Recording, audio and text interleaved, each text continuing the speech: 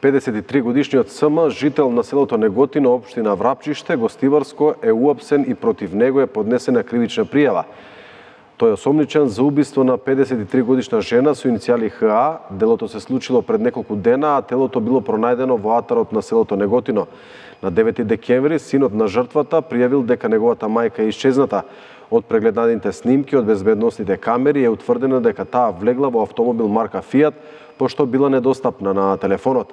Исто така, од снимките од камерите, синот на убиената жена видел дека осомничениот СМ на 11 декември влегол во неговата куќа и земал пари.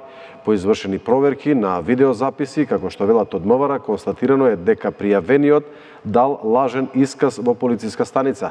Воедно од добиениот листинг на повици утврдено дека ХА последен пат имала контакт со него на 7 декември оваа година.